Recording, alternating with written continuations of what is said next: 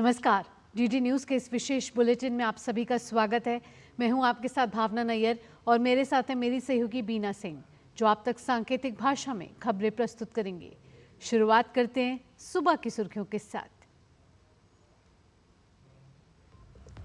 देश को आज मिलेगा पहला कंटेनर ट्रांसशिपमेंट बंदरगाह। प्रधानमंत्री नरेंद्र मोदी केरल में विझिंजम डीप वाटर पोर्ट का करेंगे उद्घाटन। आंध्र प्रदेश के अमरावती में भी 58,000 करोड़ रुपए की परियोजनाओं की करेंगे शुरुआत।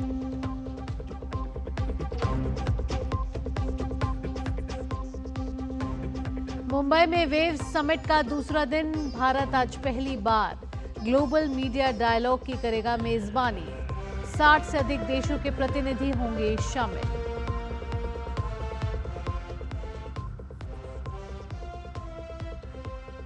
वित्त मंत्री ने रिकॉर्ड जीएसटी कलेक्शन को बताया भारतीय अर्थव्यवस्था की मजबूती का आधार।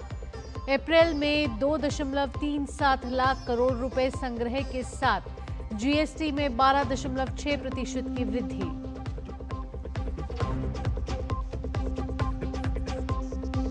ट्रंप प्रशासन में बड़ा फेरबदल। मार्को रूबियो होंगे नए राष्ट्रीय सुरक्षा सलाहकार। वहीं अमेरिका अदालत ने वेनेजुएला में निर्वासन के लिए मौजूदा कानून के इस्तेमाल को बताया गैर कानूनी।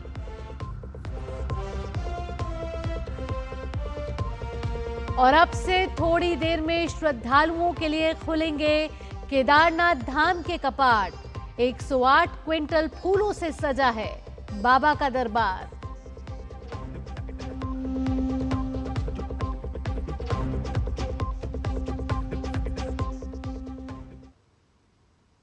अब खबरें विस्तार से। प्रधानमंत्री नरेंद्र मोदी आज केरल और आंध्र प्रदेश के दौरे पर रहेंगे। प्रधानमंत्री पहले केरल में 8,900 करोड़ रुपए की लागत से निर्मित विझिंजम अंतर्राष्ट्रीय गहरा जल बहुउद्देशीय बंदरगाह राष्ट्र को समर्पित करेंगे। ये देश का पहला समर्पित कंटेनर ट्रांसशिपमेंट बंदरगाह है, जो विकसित भारत के एकीकृत दृष्टिकोण के तहत भारत के समुद्री क्षेत्र में किए जा रहे परिवर्तनकारी प्रगति का प्रतिनिधित्व करता है। रणनीतिक महत्व वाले विझिंजम बंदरगाह को एक प्रमुख प्राथमिकता वाली परियोजना के रूप में पहचाना गया है, जो वैश्विक व्यापार में भारत की स्थिति को मजबूत करने, लॉजिस्टिक्स दक्षता को बढ़ाने और कार्गो ट्रांसशिपमेंट के लिए विदेशी बंदरगाहों पर निर्भरता को कम करने में योगदान देगा।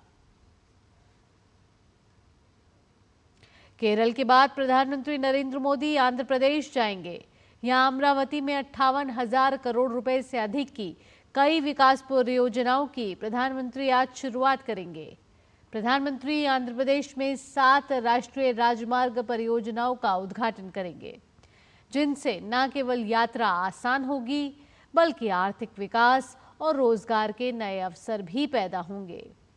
साथ ही तिरुपति और श्रीकालहस्ती जैसे पवित्र धार्मिक स्थलों तक पहुंचने में सुविधा होगी। इसके साथ ही नाग्यालंका में करीब 1,460 करोड़ रुपए की लागत से बनने वाली मिसाइल परीक्षण रेंज की आधारशिला भी रखेंगे। प्रधानमंत्री विशाखापत्तनम के मधुरवाड़ा में पीएम एकता मॉल की आधारशिला भी रखेंगे। मुंबई के जियो वर्ल्ड कन्वेंशन सेंटर में वेव शिखर सम्मेलन के हिस्से के रूप में भारत आज पहली बार ग्लोबल मीडिया डायलॉग की मेजबानी करेगा। वैश्विक मीडिया और मनोरंजन परिदृश्य के साथ भारत के जुड़ाव की दृष्टि से यह अत्यंत महत्वपूर्ण आयोजन है। इससे पहले प्रधानमंत्री नरेंद्र मोदी ने कल 4 दिवसीय सम्मेलन का उद्घाटन किया। सूचना और प्रसारण मंत्रालय ग्लोबल मीडिया डायलॉग का आयोजन विदेश मंत्रालय के सहयोग से कर रहा है। इसमें एशिया, यूरोप, अफ्रीका और अमेरिका के प्रतिनिधि मंडलों सहित 60 से अधिक देशों के भाग लेने की संभावना है।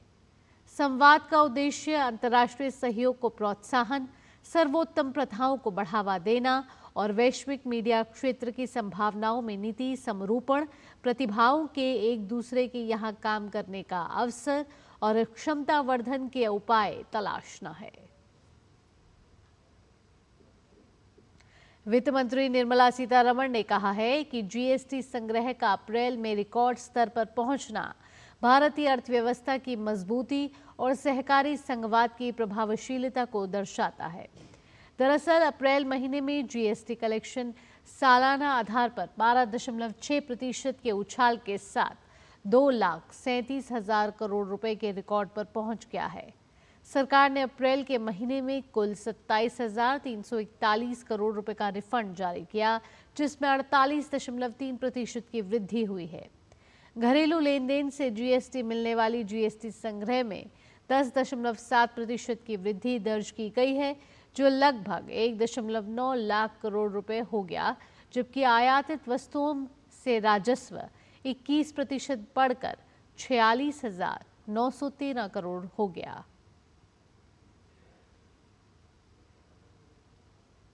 बाबा केदारनाथ धाम के दर्शन आज से होंगे। अब से थोड़ी देर में मंदिर के कपाट पूरे विधि विधान के साथ खोले जाएंगे। मंदिर परिसर और आसपास के क्षेत्रों में भक्तों की चहल पहल देखते ही बन रही है। इस बार भी मंदिर को विशेष रूप से सजाया गया है। मंदिर को 108 क्विंटल फूलों से भव्य रूप से सजाया गया है। सुरक्षा, स्वच्छता, यातायात और स्वास्थ्य सेवाओं को दुरुस्त किया गया है।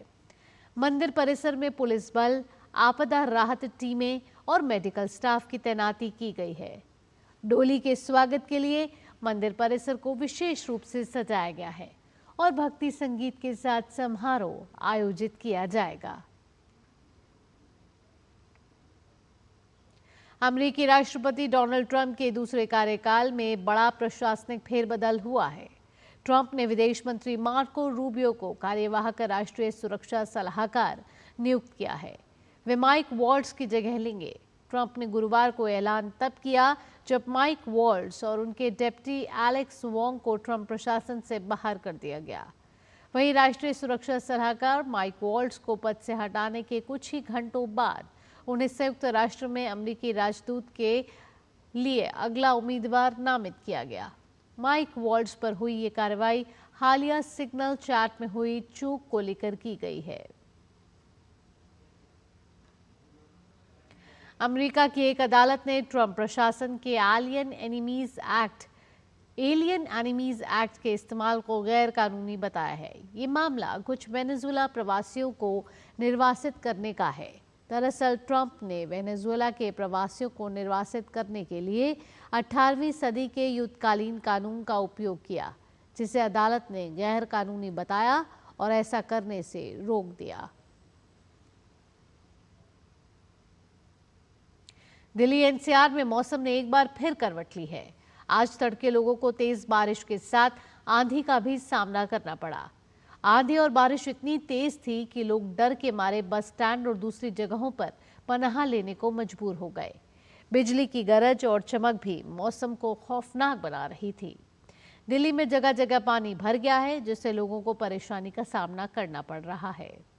आपको बता दें कि दिल्ली वासी पिछले 3 से 4 दिन से भीषण गर्मी से जूझ रहे थे। अप्रैल के आखिरी हफ्ते में तापमान 40 डिग्री के पार जा रहा था, लेकिन 29 अप्रैल से मौसम में बदलाव देखने को मिला और आज झमाझम बारिश ने लोगों को गर्मी से राहत दी है। गौरतलब है कि मौसम विभाग ने तेज आंधी चलने और तेज बारिश की संभावना व्यक्त की थी। मौसम विभाग ने येलो अलर्ट भी जारी किया था। इंडियन प्रीमियर लीग में आज होने वाले मुकाबले में गुजरात टाइटंस का सामना सनराइजर्स हैदराबाद के साथ होगा। गुजरात टाइटंस के 9 मैच के बाद 12 अंक हैं और टीम प्लेऑफ की दौड़ में फेवरेट के तौर पर शामिल है। वहीं सनराइजर्स हैदराबाद 9 मैच में सिर्फ 6 अंक हासिल कर सकी है और लीग में संघर्ष करती दिख रही है। फुटबॉल एसोसिएशन ने घोषणा की है कि 1 जून से इंग्लैंड में ट्रांसजेंडर महिलाएं फुटबॉल में नहीं खेल पाएंगी। ये निर्णय सर्वोच्च न्यायालय के उस फैसले के बाद आया है, जिसमें ये कहा गया था कि समानता कानून के तहत एक महिला को जैविक लिंग से परिभाषित किया जाता है।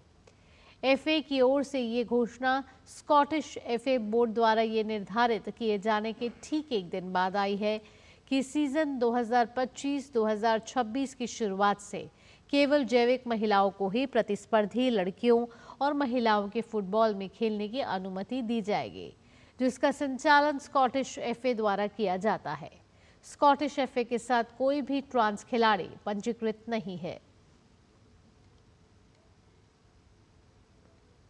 इसी के साथ इस विशेष बुलेटिन में इतना ही। मुझे और मेरी सहयोगी बीना के साथ फिलहाल के लिए टीम को दीजिए अनुमति। नमस्कार।